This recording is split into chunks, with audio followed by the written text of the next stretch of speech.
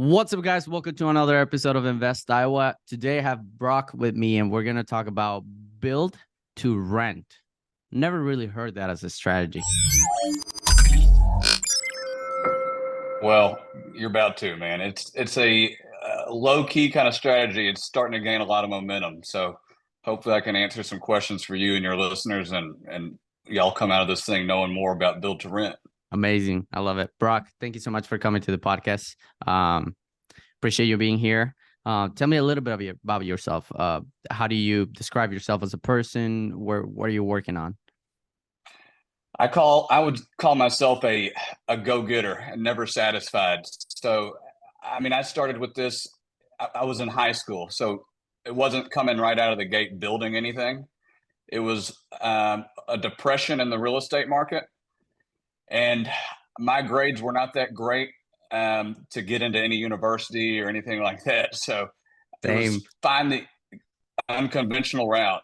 And I grew up in a family full of construction, which you really can't have real estate without construction unless you're talking just land, right?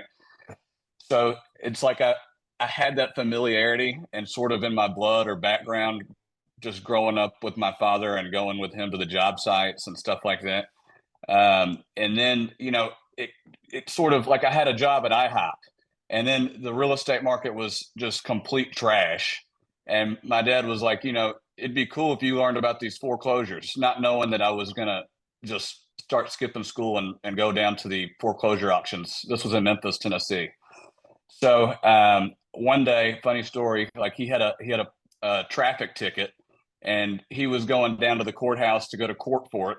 And there was an auction that day, and I wasn't bidding on anything at the time. I just wanted to get around it and see, kind of what the game was like. So I was down there, and I see my dad coming up the courthouse steps, and we lock eyes, and he's like, "What the hell are you doing here?" So I was there bidding at auction, and I was, maybe a little nervous, like, is he going to be upset with me for skipping school or whatnot? But turned out he was extremely proud, and it was like a nice piece of confirmation piece that said, okay, maybe you're going to do the right thing.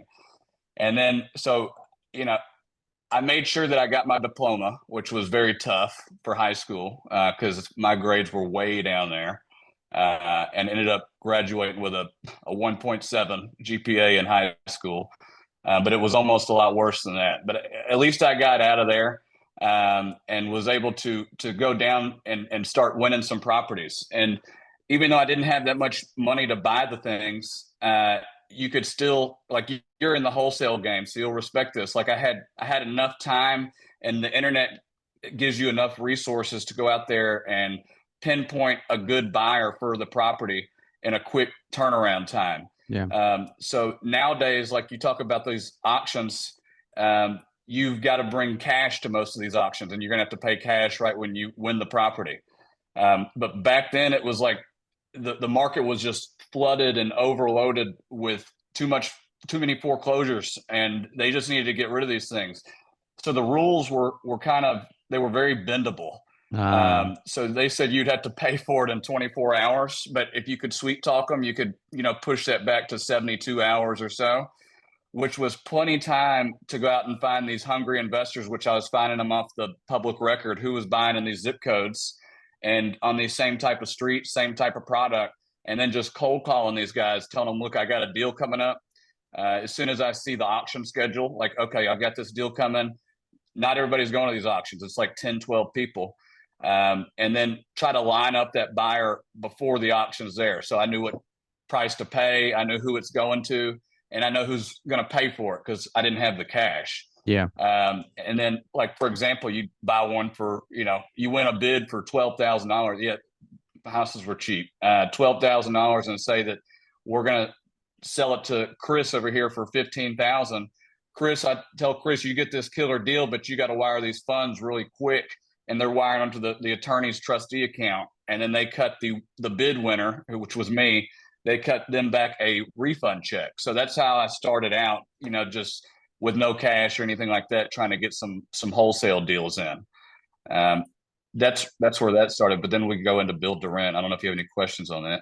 Should I That's just keep amazing, rambling? dude. So these houses were like the entry fees on that pretty much were those 15,000 that you're talking about. Yeah. And The then first house I bought for myself was $11,200. okay, and you were assigning those. Were you double closing on those properties? No, so since these were auctions, there was no traditional closing. Okay. It was like buyer beware, run your own title. I mean, it's really, it was like wild, wild west. That's interesting. That's why I was gonna go with this. So with the title, because you're not getting insured title or anything, like you're not getting any of that. No, Did you struggle with that? Did you ever find out like, oh, these people know a lot more than I expected? of course. But when you're kind of dumb and young and you've never done it before, like you ask a lot of questions, and that'll help you learn a lot more. Like it's okay to sound dumb, but at the same time, like I looked so young too, and it was at the time it's hard to get some deals done with some of these people, especially when you meet face to face. Fortunately, I've always had like a deep voice, so if I'm cold calling, they thought it was like a Hello. 40-year-old man. So that was the easy part. But until you get in face to face, and then you start asking these rookie questions, which you have to ask or you're not going to learn. Um, I probably should ask more starting out, but at the beginning, like you kind of, if you've got the same group of bidders at the auction and they're going after these properties, then that they're doing their homework. So I follow in and I'm slowly learning along the way. Like the biggest thing you didn't want to do was buy a property with an IRS tax lien, because then you can't even sell it or anything for 90 to 120 days. It's been a few years since I've done these auctions, but that's what I remember on that. You want to make sure you're not buying any second mortgages, Mm, and just a few other things. We can go hours on that, but mm. Yeah, no, I get that. I've seen people troubled a lot with these type of properties. It's a hit or miss. it is. But you learn a hell of a lot of information when you have to run your own title and you don't know anything. So at the time you were wholesaling, you were doing this. How do you end up then and going into the second strategy to build to rent? Is that where you headed next? No. So back then, like sort of a timeline. The auction phase was like 2011 to 2013. Hmm. And then like as I did a lot of wholesales, like I kept two rentals along the way. That was the one I was telling you about for 11,000. When I say bought my first one, like that was the first buy I had that I kept. And then I guess that was my first rehab too. So with the construction background, obviously I'm calling my father up and he's more than happy to help come out and show me around the job site, making sure I'm going to redo this first house properly. And then there was a second one maybe a year later. And as that happens and sort of evolves, I have another business partner at the time, where we said, okay, let's do a couple flips. So we started doing some rehabs and then selling them either to investors or on the retail market, mainly with investors. I mean, my whole career has been 99% investor dealings Feel that. and 1% retail. And I just find investors are much easier to work with. They're enjoyable to work with, and we kind of speak the same type of language. So it's easy to take care of them too. Yeah. And plus, they're all repeat buyers, right? I mean, like you sell one retail house 5, 10 years from now, they maybe want to move, and they're gonna, if you did a good job on their build or their house or whatever, they're gonna ask you first, do you have anything else? But investors, if you treat them right, they're coming back as soon as they've got enough money to invest. Yeah. So that's why I've sort of chosen that route. Um, but yeah, so a couple of years of flipping. Um, I remember I always wanted to get the hell out of Memphis. When you grow up there, you're like, okay, this is like a war zone type of city, which I love it. Okay, because I grew up there. It always holds a piece of my heart. Yeah. But like you feel stuck, so you just dying to get out. And I always wanted to go to Florida, so I moved to Florida the first time in 2013, 14, and thought I could do the same thing, and realized that when you get to an area where there's bigger players and Yeah. actual money, like the whole game changes. So I had to start from scratch. I watched all my savings go down to nothing because I was very With one deal, undisciplined. right?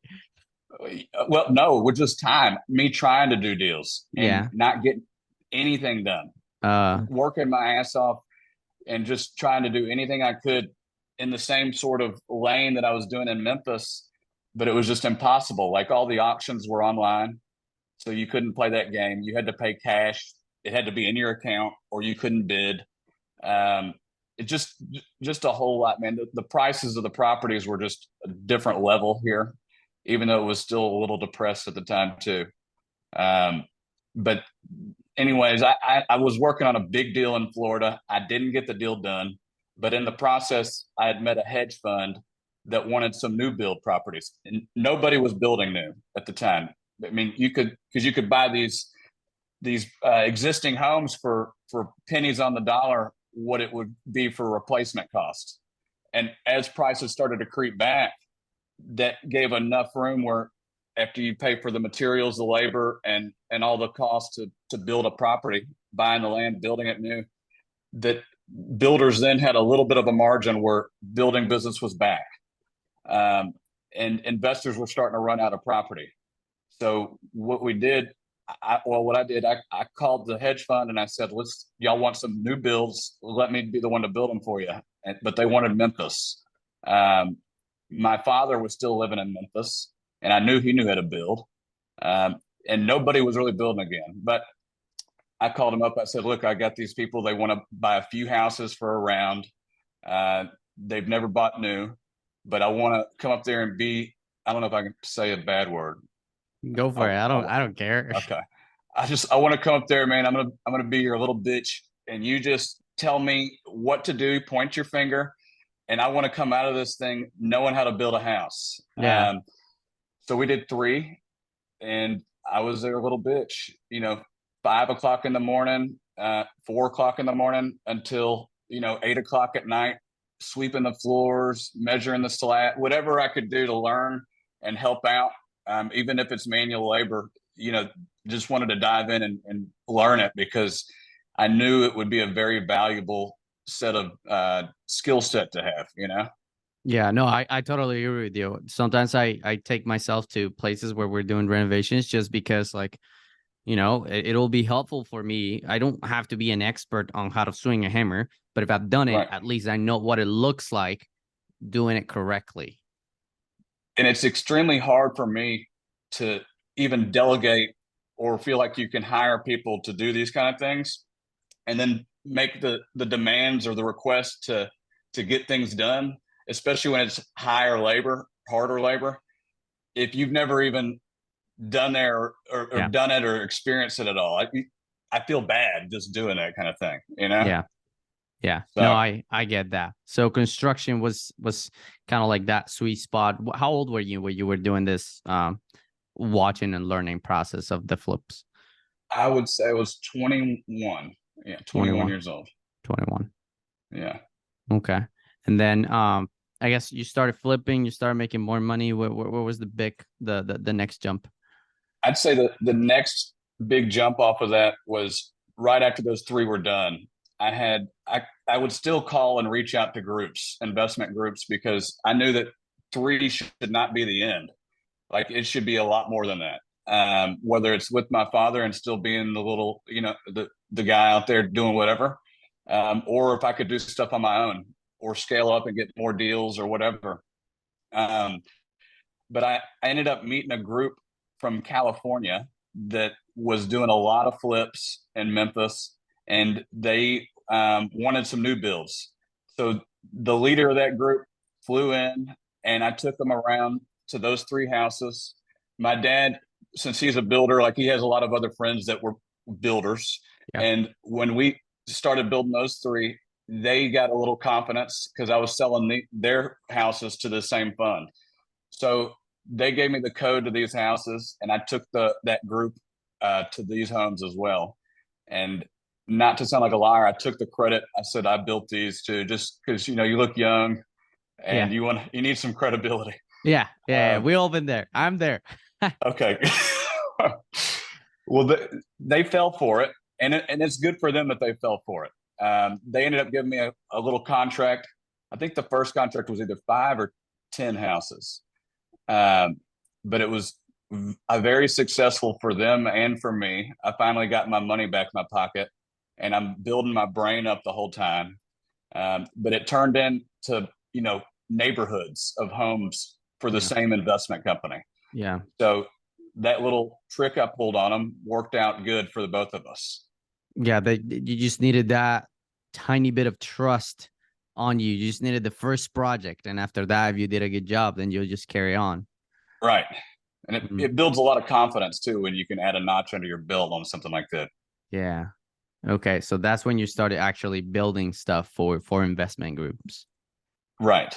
Did And you it also, oh, go ahead. Sorry. then I mean, I just want to see what's next, like, because we're going on a scale, like every time you're taking it up a notch. We're right now working with investment funds and working with building homes. Right. Yeah. Yeah. And everything at the time was super cookie cutter, by the way, before I go into this next chapter. So How come? well, when you're building an investment product, I mean, you kind of want it to be, when we talk about my product, it's a different thing. I mean, we look very sexy and modern, and it looks super high end for a rental property. But back then, like the group that I was working with, they wanted as cheap as possible. So I remember this. The first group that I built, it was 5 or 10 for them. The build cost on the contract was $52 a square foot to build the house. And yeah, no, it's crazy cheap. So let's at 2014. And the crazier part was that I had a clause in the contract that said if I beat that budget, then I split that savings with you 50%, 50/50. I built them for $48 a foot, 47 and some change, but I'll round up. So super cheap. Nowadays, we're at like almost 300% of that, although I'm Yeah. in a different market and we're building out of concrete. But price was always the biggest thing with these groups like that. So it was cheap as possible. It was Formica countertops, 8-foot walls, carpet in the bedrooms. And really, they should have been thinking about the more durable products for a better turnover, unit turns. Yeah. But that's just how it was at the time. Yeah.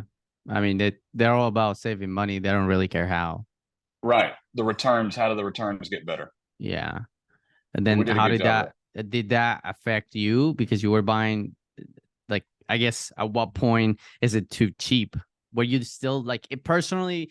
Do you think that you actually were delivering something that was like good quality for the price, or was it Absolutely good crossing? quality. Yeah, yeah, Absolutely good. When I say good quality, I mean, like, is it built good? And is it going to fall apart? Are you going to have issues?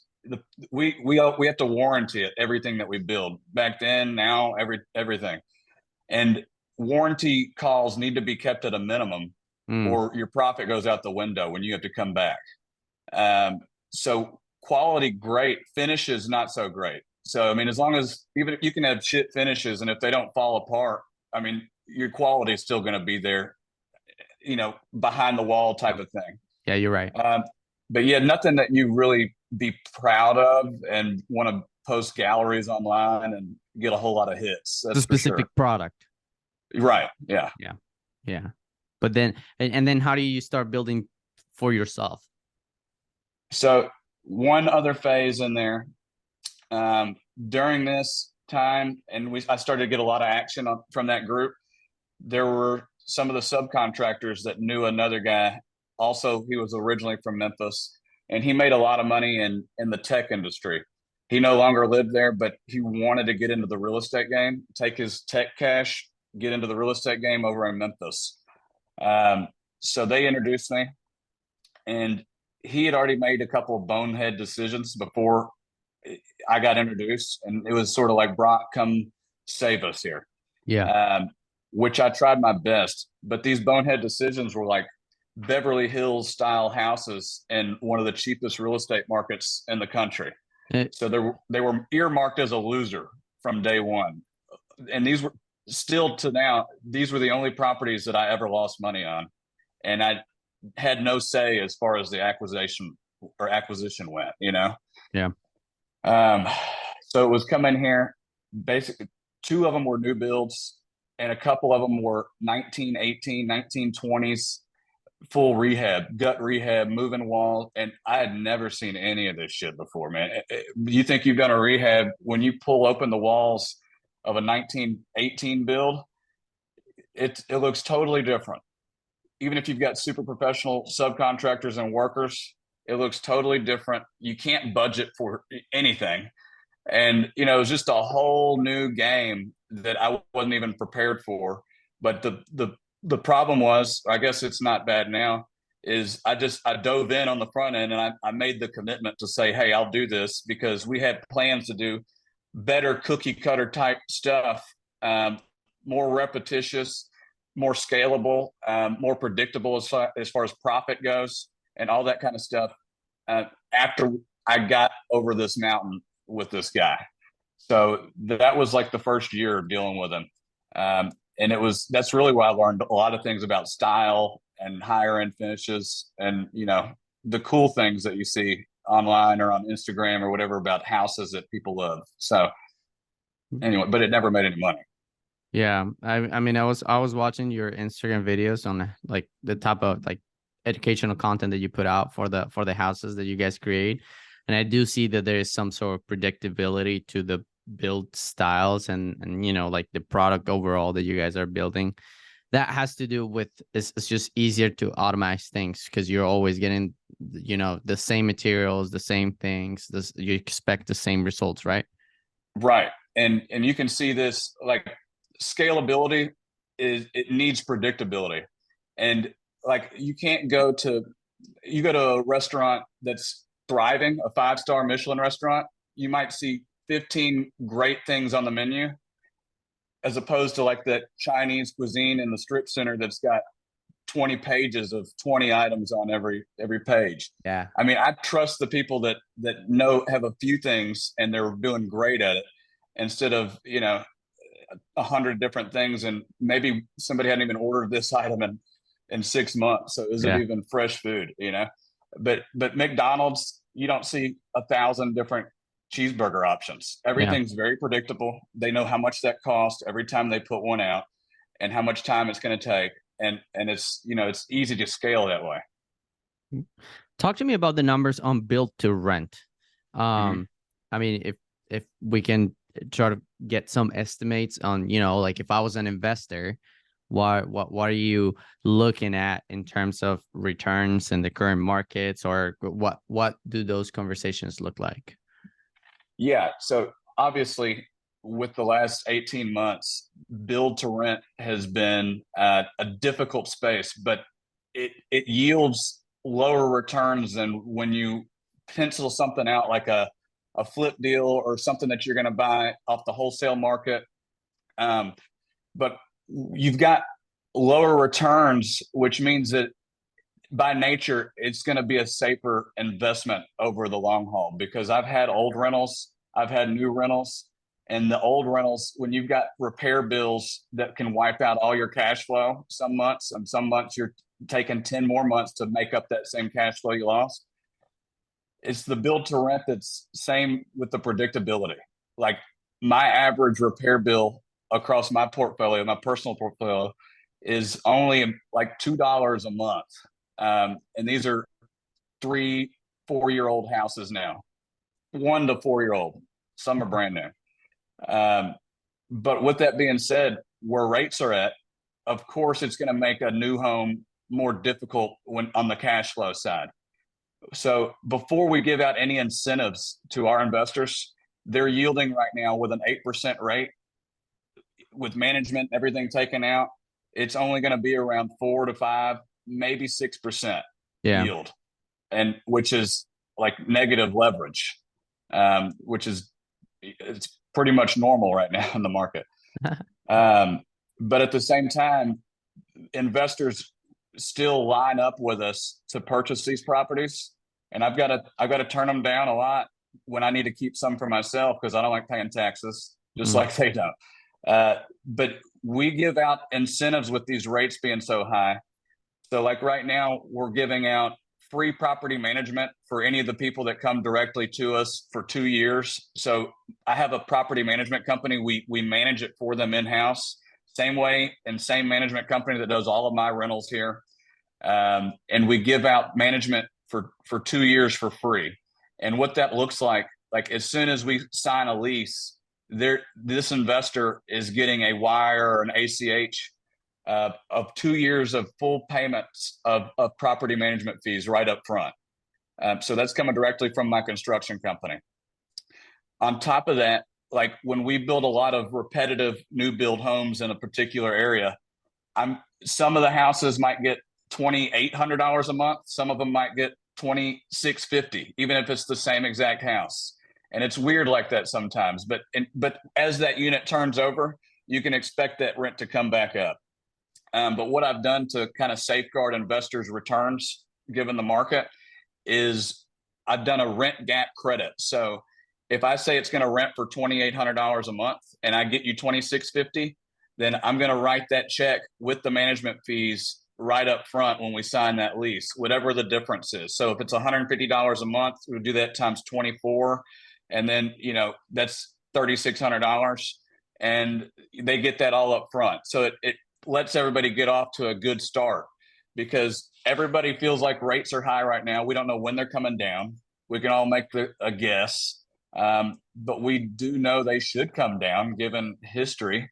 And when they do, then these investors will have cash flowed the whole time and then be able to put themselves in an even better position as equity can go up, prices go up, and rates can come down. Interesting. Okay, if I'm not wrong, you're trying to build the perfect place for people to invest and have a different method of investing. Yeah, I think it's a little safer because we're not choosing, random sites that are in the middle of nowhere. So all of the areas that we're building down here in Florida are high growth markets where you turn the news on and you see, oh, people are moving here. Like that's where they're moving in these areas that we're going. So we try to focus on that kind of deal. Okay. Let me be super stereotypical right here. Most of the Please. people that are going to come in with you and are going to, look for invest are going to be older folks, or people that, have this cash sitting, want to start getting some return instead of just having it in the bank, etc. General older folks with money. What are you in a way offering to them that makes you stand out from the rest? Well, if you see our product, I'm sure you saw it, but our product is very unique. And these guys get to come in and they've got two options. If they want to buy a new build for a rental property in Florida, in the areas that we're in, they can either buy because we're building next to all these national builders. We've got two model homes, and they're both next to publicly traded companies that are actively building in the same exact areas, same streets, everything. And what we offer is we offer a full service solution for everybody. So not only are you buying off of a builder, but you're buying from a builder that works specifically with investors, that knows, how to build these products or these homes as tenant proof as possible. So we don't have any carpet in our homes. We don't have any microfiber or micro, particle board cabinets. So it's not like if they get wet, they're falling apart. We put quartz countertops in. We're building all block and concrete. If we're on the coast, we're building with all hurricane glass. So you can't trust a tenant that's going to go put those shutters on in the last minute before a storm rolls through, right? Yeah. We're using better shingles that will withstand higher winds. And we do all this stuff, but we do it at even better price, and we look better doing it than D.R. Horton or LGI or Miranda or any of these other guys that are next door. And on top of that, these guys are coming in with an average of 8 to 12% equity from day one. We work with all of our own lenders in-house. So they lend me money on my own rentals. They lend all of our investors money. And we know the process. We know they'll close the deal. If they can't close it, they're going to tell you right up front.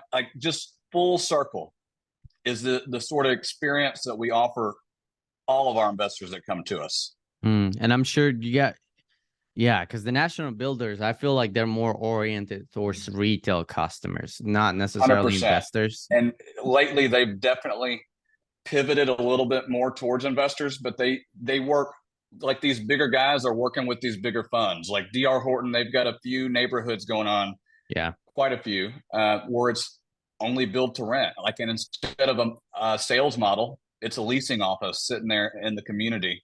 Yeah. And, you know, they take that, they lease it up, and then they sell it to another fund on Wall Street. But I like to work more with the, specific mom and pop, normal people type of investors, just like me. And I feel like we can relate a lot better and make sure that we take care of them a lot better. Plus, we manage the properties for them. So Okay. I see where you're going. What do you think are some of the challenges of besides rates? We know that rates are screwing everybody up lately, but what do you think are some of the challenges of build to rent as a business strategy? the biggest challenges have come over the past few years with when they talk about inflation, like you see it firsthand and you see it before everybody else does when you're a builder, because our budgets have like 160 line items. And as you get to see those numbers come in month after month and you see them creep up higher and higher and higher. And at the same time, I know we're leaving rates out of it, but rates going up. So the fact that the mortgage payments going higher as the price goes up does not help out. I think a huge challenge right now, because now it feels like people are maxed out as far as how much they can pay. Then you've got all existing inventory that doesn't hit the market, which is not really a challenge. It's more of a challenge for the buyers. It's a blessing for the builders because there is no inventory. But as that happens, I was going to expect land prices to sort of take a hit, which they have not at all. I'd say land prices would be the biggest challenge as a builder right now if we're taking interest rates out of the equation, because you feel like you need to make a better discount if you're going retail especially, but you can't get workers to come off of their labor prices. Things cost too much. And same with the materials. Like there's workers building those materials or milling that lumber or whatever it is. And you can't discount the price increase that they need in their wages given the environment, because everything just costs double. Yeah. But everybody's not making double. Yeah. That makes sense. What about the strengths of rent to build to rent? The strengths, Yeah, is definitely, I mean, that is a long list. So the biggest strength, well, I won't singly say one biggest strength. So what are the strengths of build to rent? The biggest one in my mind is going to be those people that are going to come rent the home are going to be a higher quality type tenant. They're looking for new homes. Maybe they can't afford a new home. Maybe it's not the right time to buy a new home. But when they come in there and they're the first one or the third one, or they're one of the first people to move in, they tend to take care of that property a lot better. There's less repair work because it's brand new. right. They can expect cheaper utility bills, which kind of helps out with the rent premium that a new product's going to get. And really appreciation, style. I mean, the list goes on with the benefits of going with new rentals. I'm very happy, and I have a lot of friends. I know a lot of people with older properties that in their portfolio and all that. I am just so happy that I got rid of them, just because I'm more of like I got to focus on some other stuff, and if I can put something on autopilot and scale it faster, Yeah. then that's what I want to do. And I believe you can do that with new builds a lot easier than with stuff that's going to take maintenance, repairs, attract crummy tenants, and high turnover. Yeah, I'll 100% agree with you. I know the tenant profile is going to be completely different. What do you see now yourself in the next 5 years with this business model? Are you jumping into another trend? Are you leveraging to do something else, or is this something that you plan to continue to do? My goal is to get this business, the build business, get it up and get the volume higher. And this year I messed up. I was a little cautious going into it, as a lot of people probably were. But 5 years from now, I want my personal rental portfolio to be over 500 units. And I think that our construction company can easily push out 500 units a year. Um, we started off down here in 2018, we only built 5 of them. In Mm, 2019, we built 19 of them. In 2020, we did like 70 something. 21, we did like 188. And then this that's year, we're going to be like, it's almost cut in half, maybe a little higher. So we'll be right around 100 builds that were completed this year. Right now, we've got 47 of them under construction and a whole lot more in the permitting phase or lot purchasing phase. But really, my goal is to get that company scaled up, because we've got a killer team here. We've got killer operations, and we've got the recipe to do it. But I just need to make sure that it gets done. mm.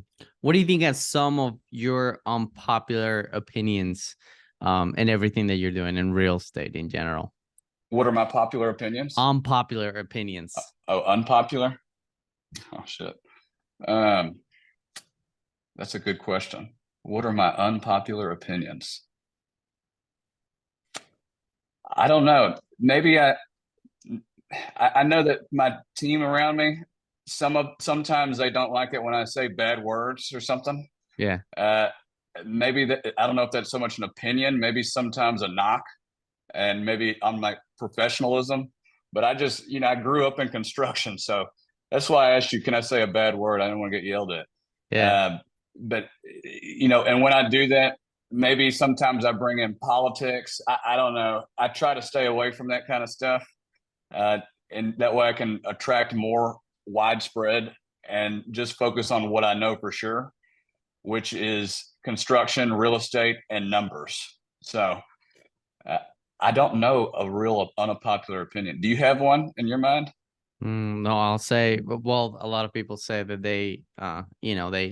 that there has to be this positive communication skills, but I tend to be more on your side. I say no bad words nonstop, but that's just Okay, how I communicate. But me yeah, too, man. it's I feel it's like a I it's come a fine across line, easier. right? It's a fine line of treating people right, but just like that's just the way that you express better. Right. And you have to be you. And if you're not you, you're going to hate your life. Yeah, yeah. No, I totally get that. Um, let's bring it now to what do you see as a person in terms of the knowledge that you're acquiring and mentorships, learning phases, um coaches. Well, Mhm. are you following any of those things, or how are you preparing yourself to educate yourself more? Yeah, I follow that to a T, man. You can never stop learning. If you stop learning, then you're going to stop earning, because your brain and your skill set is what makes money and what makes decisions turn into good decisions, right? Yeah. So I've spent so much money on coaches and conferences or whatever I can do to sort of get in front of that crowd that's either already where I want to be, or just people with the same like mindset. Yeah. um, I don't think there should be a limit on really how much you should spend on this. You should definitely do as much free research as you can on the individuals or the group or the whoever, that you're going to be seeking this information from, especially if people are charging for it. So you want to verify and make sure that somebody's credible before Yeah. you go write a check, or Yeah. your last amount of money to go learn something from somebody that doesn't know shit. Yeah. So I would just say make sure that whoever you're learning it from has done it. Like I don't want to go I don't want to go learn from a real estate guy on how to go do a restaurant, you know, Yeah. or how to build a car or change my oil. I would never ask me to change how to change some oil, Yeah. or your car is probably going to blow up, you know? Yeah.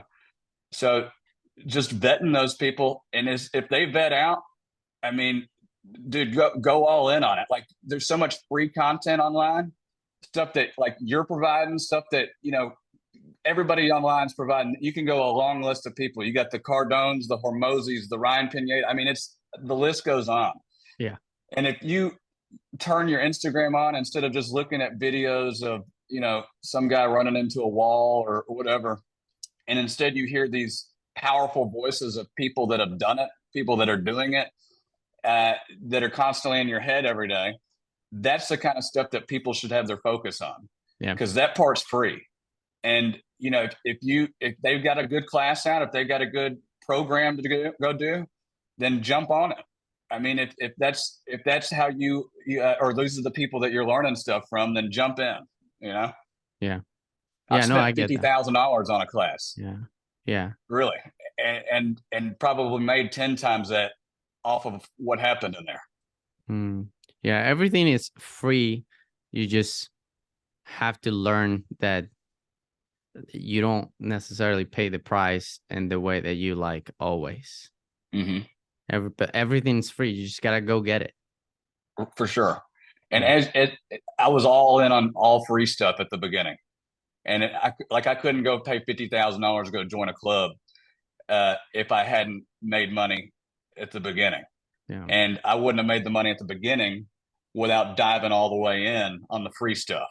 Yeah. And there's so much of it out there. So people just need to go out there and do it. Use it. There's always that uncertainty of like, like never done this. How is this going to work? But from what do you have to lose though? If it's free. Yeah. Right? Yeah. But people do struggle with the first step, like when I bought my first mentorship, I was like, I don't know if I'm going to make this back. And then I made it back, which was good, but like probably a lot of times back, huh? Right. I mean, but the idea behind it is that you don't really know what you're getting yourself into. It's just like a mental thing. For sure. If once you get it over with, it's just like you stake off from that. I agree, man. Yeah. But Brooke, it's been a pleasure to have you. I don't know if there's anything else that you would like to mention, people to follow you on social media, if you got any projects coming up, or how people would like to network with you. Yeah, for sure. So I am on social media, Instagram, Facebook, YouTube. My social handle on there is @follow.brock. So follow.brock. And come on over. Any of your listeners, come on and follow me. You can DM me on there if you have any questions about build to rent, anything like that. If you've got any investors out there that are experienced and want to buy into build to rent and have some built-in equity from the first day and free management and all that kind of stuff, we will give you the red carpet experience over here. And come on over my way, man. We've got a great team of people down here in Florida. Love it. Love it. If you guys made it this far in the video, subscribe, hit the like button, go follow Brock, and I'll see you guys on the next one.